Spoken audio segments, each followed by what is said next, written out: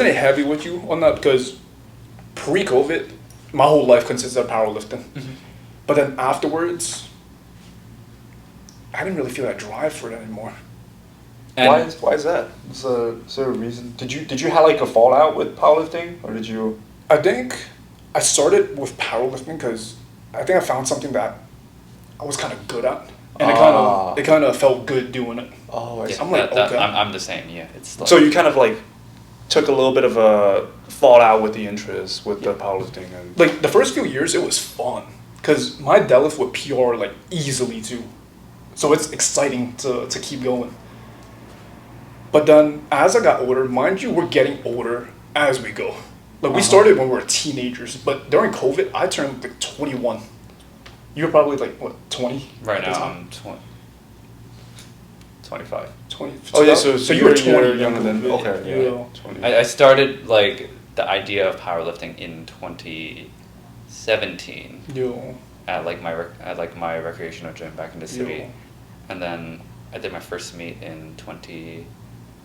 I think 2018. Was it 2018 or 2019? I think it was 2019, early 2019. Yeah. Then I remember nationals. I went to 2019 nationals, and that was around the summertime. So like May to July, one of those timelines. I think it got to a point where it was fun at first, and I just kept feeding it more and more and more and more and more. But then I kind of got lost in terms of putting a lot of pressure on myself to have to continue PRing. Yeah.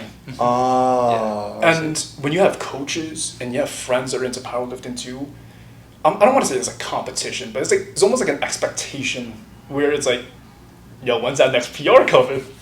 And it's like when I'm not able to continue PRing, I'm like, I don't want to let these people down. Right. It's like, it's not really for me anymore. It's like I'm not even powerlifting for my own confidence. So you're doing it to please other people's. Yeah. Okay, I see. So for me, it was like, so am I doing this for validation more than for myself? Like, I don't really need that right now. So it kind of fell off in terms of what I was doing it for. So that's why I wanted to ask you, like, what caused you to stop doing it afterwards? Yeah, it just didn't feel as enjoyable for me. Like it felt more like I guess like after COVID, it honestly felt more like a chore for me to try and get my strength levels back to where they were, and that took away a lot of the fun from me.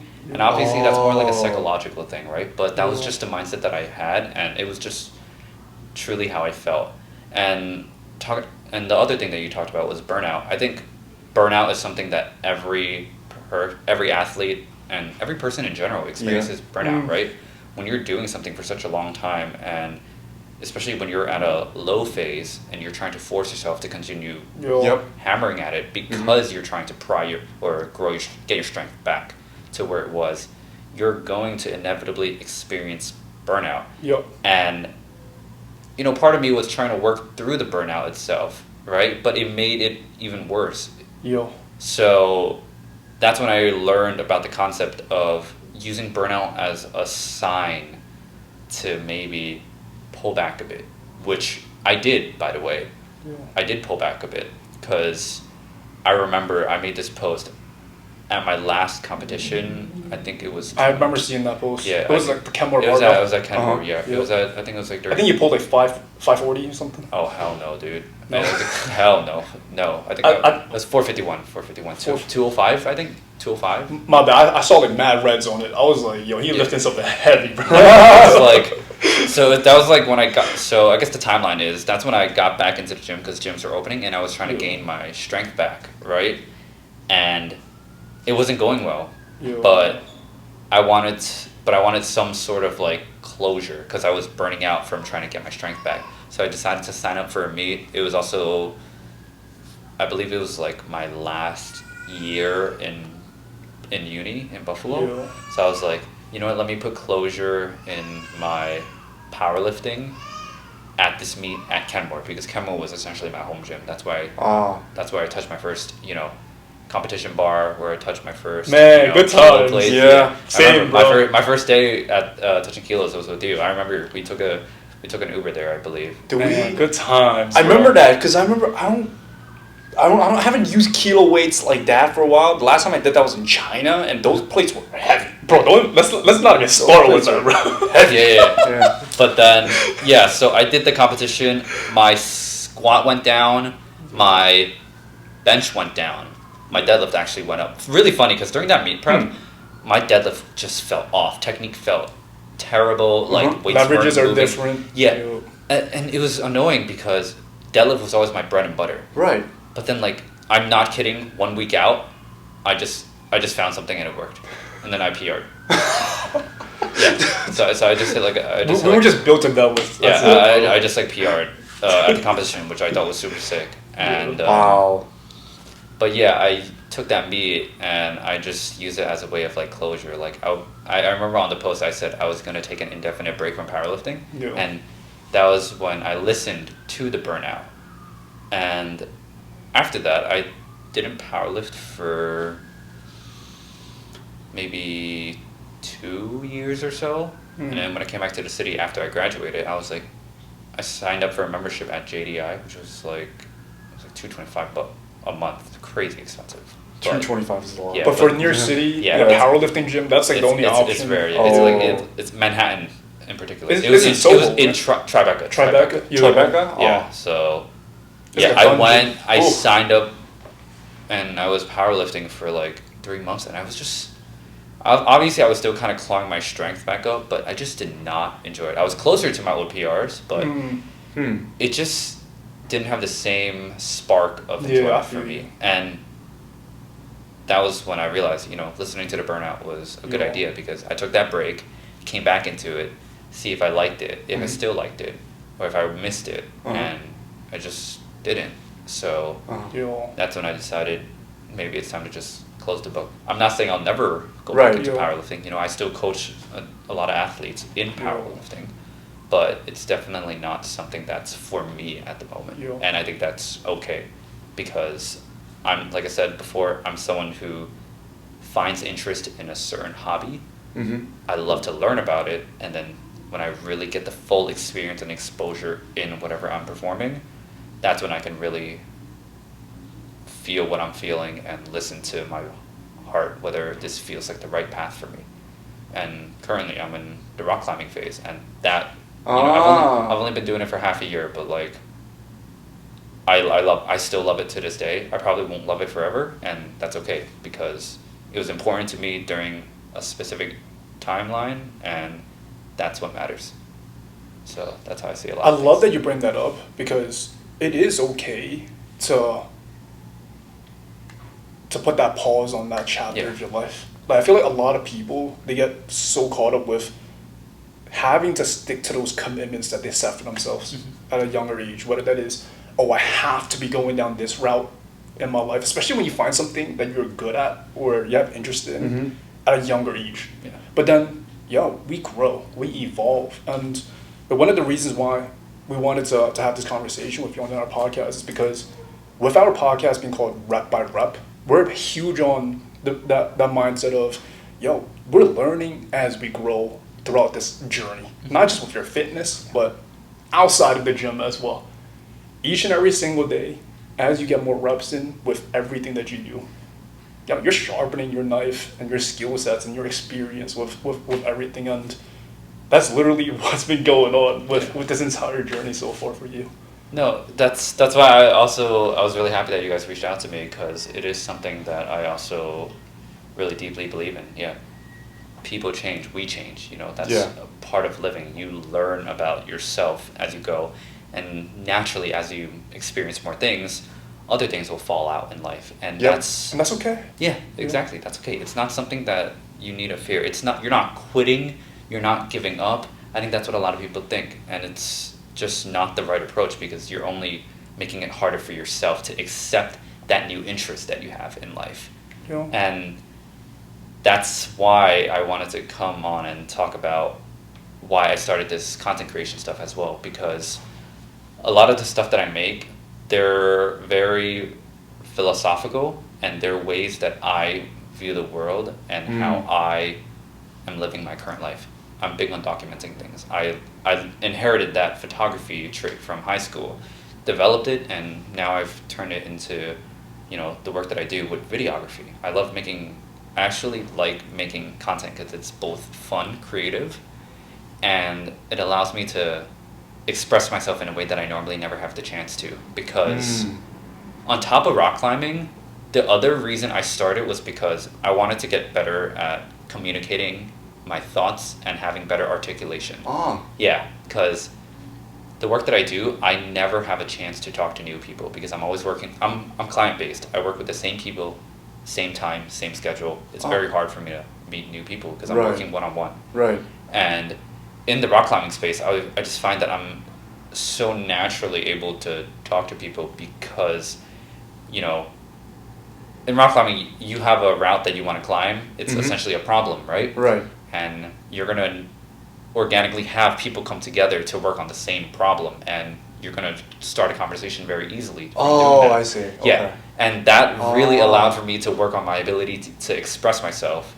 But the biggest challenge that I have now is expressing that in front of a camera, because if I look at the camera right now, it's just big blank void of nothing. Right. And it's really awkward. Talking to a camera is not a normal thing. Like the way I'm looking at it right now, it's not a normal thing. Yeah. That's why, but the thing is, in order for me to get better at the communication aspect and putting my thoughts into words, I am essentially forcing myself in a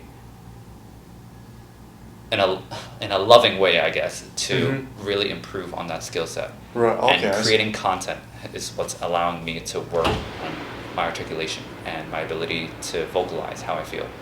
So, I also like to talk about a lot of things that I guess a lot of other people don't talk about because, I don't know, I guess, like, people find it weird when a dude is talking about more of the emotional and, like, the quiet things that you don't see behind the scenes. And I don't think that's something to be embarrassed about. People think it's like... It's not, yeah. Yeah, it's not. I guess, like, you can call it more feminine or whatever the hell it is. I don't know. But it's like, I think all of us dudes go through the same thought process. We just have a hard time expressing it. And I'm also on that boat, which is exactly why I express it to a camera. Because I'm actually able to say it out loud. Because I used to have a really bad habit of bottling my feelings and emotions, and it, like, really adds up. Right. And it really takes a big hit on me. And instead of that, I just decided it would be better to try and vocalize it and spread,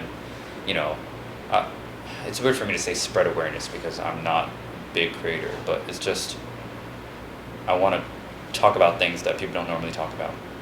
And usually when I do, a lot of people can relate to it and they empathize with that feeling, and that's when I feel like I meet genuine people from genuine conversations. If that makes sense. No, it's true. Like, a lot of people think that emotions, like, talking about emotions from a guy, it's like negative thing. Yeah. It's like a bad thing. But in reality, people actually resonate with that a lot. Yeah, exactly. Yeah, it's actually something that people look for, especially females. When they look at a lot of podcasts with a bunch of guys, like, oh, it's so toxic, it's blah, blah, blah. The reason why they say that is because, like, there's so much negativity or so much bad energy that goes into it, that if you just shift the perspective on talking about more your emotions or your feelings, it makes it a little bit more genuine and easier to connect from a brighter audience too. It's such a great thing, in my opinion. At the end of the day, we're all human beings. Yeah. Like, regardless you're male, female, whatever gender you are, we all got feelings, whether you like it or not. Yeah. And the beauty part of it all, the beautiful thing about it all is that's how we all connect. We all connect through experiences, memories, hobbies, interests, and even conversations like this. Like, we learn so much about each other, and we have so much in common with each other. We never would have even thought of that if we never started that first initial conversation with each other. I want to say this real quick. I think, like, adding on top of what you just said, I feel like I have the best connection with people when I learn about their flaws and, like, what their struggles are. Because, for example, I think with powerlifting, I didn't become friends with you because you were strong. I think I became friends with you because I understood your vulnerability and your desire to try and constantly push yourself. It tells me more about the nature of who you are as a person, and I can relate to your lack of perfectionism. let me see if I can reword that in a better way, because I think flaws are what allow for me to connect with people. Like, for example, going back to that rock climbing situation, I connect with people who have the same struggle as me with this issue. If someone were to just go on to that problem and do it in one try, they'll just walk away. I don't even have an opportunity to strike a conversation with them. It's harder for me to get into that situation. Oh. Whereas if there are other people who are just, trying to figure out how to get from the bottom to the top, it allows us to create connection because we go through our thought process and we kind of work around this issue. And then naturally, you'll just get to know who they are as a person because of the way they think and the way they approach a certain problem. You know what's crazy too? I don't think I really talked to you until we started like working out, often doing weightlifting. Yeah. It was like I was trying to figure out how to get the clean out. I was just like, it was so like imperfect, right? Because when you first started doing the clean, your form is like, I was like complete mess. I still have videos of me doing like cleans where I just, what do you call it? I just like muscle my way up and I just let the body kind of crash. Doesn't crash on you, yeah. Oh my god. Dude, it hurts still. I'll tell you a bit more about that later, but like keep going. Yeah, but honestly, I remember we talked about, okay, we need to be able to get the shin in the right position. Yeah. How to like optimize the conventional like pretty much like conventional like what do you call it, deadlift position, so that you can optimize your hips and your glutes when you lift, so it doesn't like just you're not feeling like you're muscling the weight with your arms. But, because the weight's not heavy. Like a lot of us can just bring it up to our collarbone and rest it on our shoulders. But the thing is like that's not optimal and like it's not the way you should be approaching it because it's so light. So you have to force yourself to get into the right technique. And like you were saying, that's why I started talking with you. It's like if someone were to come up to me and be like, "Oh my God, you're so strong," I'm like, "How do I talk to you?" It's kind of weird. Like, it's like thank you.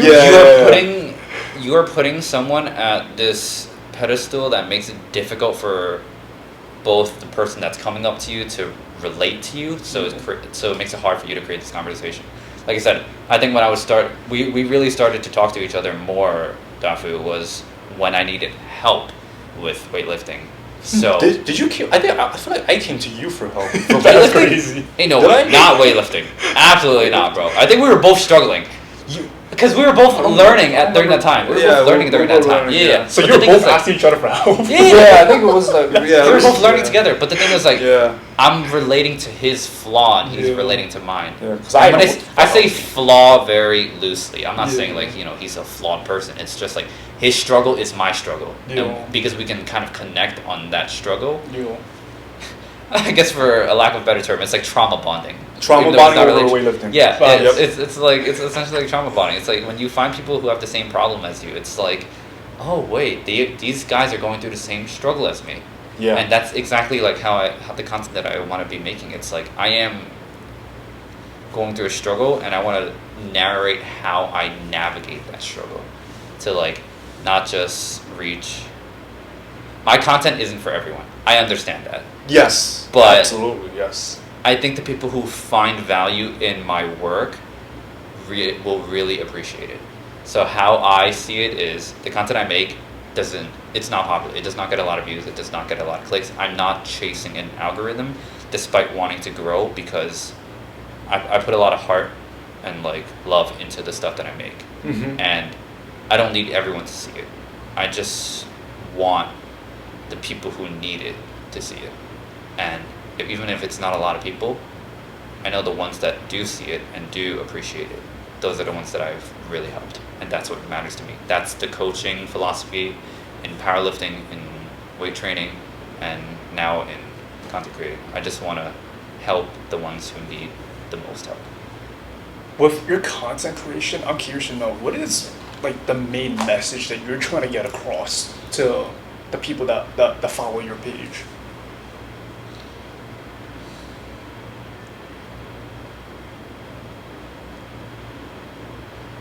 I make a lot of everything, to be honest. It's like not everything I do or not all the content that I make is philosophical. Some of them are a lot more lighthearted. Some of them are just me expressing my ability to explore cinematography, like shot compositions or whatever. I think in the end it's I'm still trying to discover who I am and what it is I want to do. And it's essentially just, if there's something you want to do, just do it. Just, if you feel so strongly about doing something but you're afraid to start, I think you should just honestly say fuck it and do it. Because I don't like standing in front of a camera. I don't like talking to this black hole. I don't even like, even the idea of getting on this podcast was a bit daunting, like despite knowing both of you.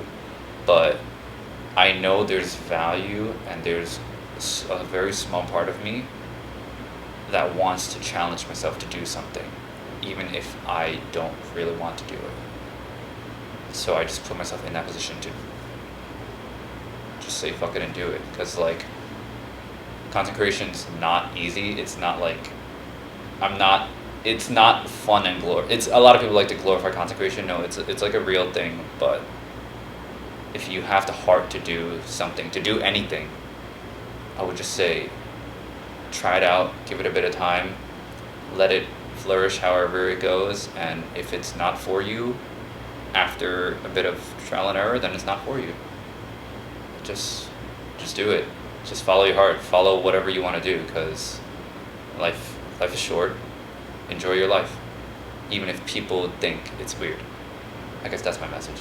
Amen, bro. Amen. That's well said. You know what's funny too? Like the fact that you said that, I just completely resonate with that. You know, one of the biggest challenge with me making content is setting up cameras or being in front of the camera in front of people.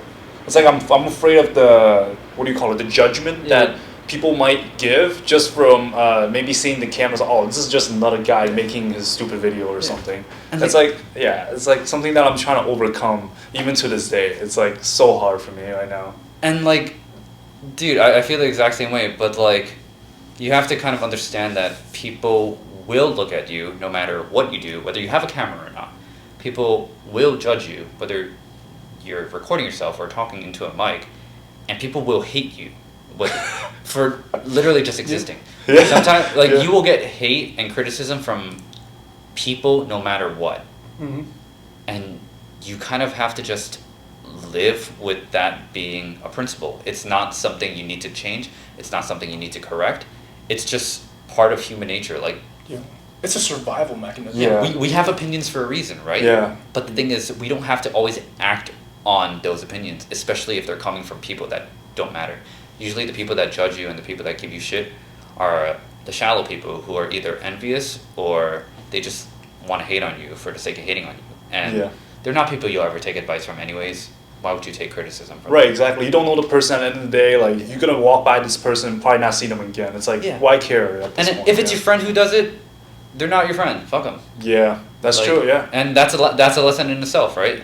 I'd rather learn that someone doesn't support what I do and cut them off, because it saves me time, because they'll eventually do it in the future anyways, right? Somewhere down the line it will end up happening. It's so hard to find people who genuinely support you in what you do, but like, when you find the right people, you've made it. Like, it doesn't matter. Like, the feeling of having like-minded individuals come together and really support you wholeheartedly is so rare, but it's also so magical. And I think it's a good thing that it's rare, because it is definitely a special feeling, and everyone deserves to discover that person or a group of people that get behind you on what you believe in, which is also why, you know, I'm going out of my comfort zone to come on to this podcast, because I think it's super cool that what you guys are doing, you know, the message that you guys have, I can definitely get behind it. And I also know you two personally. It's like, I know you two are good people, so it's definitely something that I'm more than happy to, you know, put myself into a position where I'm able to actually just talk to you guys and talk to this and talk to this. Yeah, no, it's definitely not easy. I remember the first couple of episodes we filmed, we were like, what do we say now? Yo, till this very day, before I press record, I'm just like, I'm still anxious every single time I film. What do you think we were doing for like the past 30 minutes before? Bro, I was so anxious, I took the wrong train. Yo, uptown, I went bro. uptown, bro. Born and lived in Manhattan, by the way. For real, You bro. gotta go all the way to west side. I think it's the west. The L goes across, right? Yeah. So was we're like- going to west side. What? That's crazy. That is crazy. So where can they find your stuff? You create content, Mm-hmm. and obviously you coach as well, and you do a whole bunch of other things as well. Where can people find you? So you can find me on Instagram, TikTok, and I'm not too sure. I believe on YouTube as well, but it should all be at Canception. So CANCEPTION. Cool. Yeah, we'll link it down in the bio for some of our audiences to check you out, and you know, you never know. So people that resonate with your content, it's gonna really enjoy your. They're gonna really enjoy your stuff. I enjoy it personally. Like I find it super creative how you narrate your stories and your camera angles, and I remember you told us about how you're able to optimize the space you have. Yeah. And I can see what you're saying. It's like, wow, this is so creative. Like you're able to find the smallest angle with the space that you have. It's like, I think it's super creative and super storytelling. I appreciate it, man. Yeah. Creativity flourishes when you are limited on what you can do. So that's like something I always go by. Like the analogy I always like to think is, if I were to give you a blank canvas and I tell you, create me a masterpiece, where do you even begin? And if I were to limit it, and I give you, let's say, a canvas, and then I give you one paintbrush, one color, and one concept. One you would. paintbrush, one color. That's crazy. It seems super limited, but like at least your ideas are now restricted in a way where it allows you to actually use that neurochemistry in your brain Interesting. to create something more intentionally. It's kind of counterintuitive, Freedom, yeah. but at the same time, it's like it makes sense. Like you're being creative in the most optimal way possible. Freedom is good, but too much freedom is honestly a bit hard to act on. So like I have a very tiny room. It's crowded with a lot of shit. a lot of personality into it for sure, and sometimes it's a complete bitch because like I gotta really force an angle to make things look good, but in the end I get the shots that I want, and it's all worth it. Oh, in the I end. love that. What's crazy is if you didn't even tell me any of that, I wouldn't even know. Yeah. But based off your videos, like you wouldn't even know that. Yeah, trust me. My room, you probably wouldn't want to stay there for more than 10 minutes. But like I said, you just gotta put in a bit of work, and not a bit of work. It's honestly a lot of work. I gotta put in a lot of work for one angle, one shot. But if you get the result you want, it's all worth it in the end. And the best part is, everything that you do now, it all circles back to the start of this conversation. It all started with, hey, getting into fashion, getting into even the games, getting into like hype stuff, the gym, everything. Mm-hmm. And with you getting better at it over time, because you've been literally getting reps after reps after reps for years. And now you're at the point, you didn't just wake up one day and know how to do all these different things and have all these skills. With all of that compounding over time, you have the skill sets to be able to do what you do nowadays. Yeah, I'm still very early in my content creation journey, and I definitely know that if I keep chipping away at it, I will only get better. Oh And, yeah. You know, even I notice like with my workflow, it's just moving a lot more smoothly Nice, now, yeah. and it just feels good to see, you know, the setup of the camera, the lighting, the composition, and all of that come together in my editing software, and Mhm. just having a story kind of be played out in front of you is just such a cool thing that I don't see myself stopping anytime soon.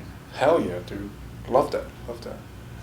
So go ahead and follow this guy on Instagram, TikTok, YouTube, at Canception, right? Yeah, it should be CANCEPTION, and if you can't find me on YouTube, it's just Yao, CAN space YAO. You'll see a lot of Yao Ming, but that ain't me. Oh, Yao I'm Ming, the that's opposite. If you crazy. search me up, you search up my That's name, you crazy. actually just get Yao Ming clips, but then I've been working my ass off to try and make sure when you search my name, I pop up. not Oh, the you gotta fucking beat the bad public. algorithm. Yeah. Yao Ming the GOAT though, but like, Yeah. It's gonna I happen. need recognition too, man. Gotta beat Yao Ming. Oh yes, let's do it. I love that. But no, man, I really appreciate you guys for having me Yeah, on. of course, man. Like, of especially course. as the first guest, right?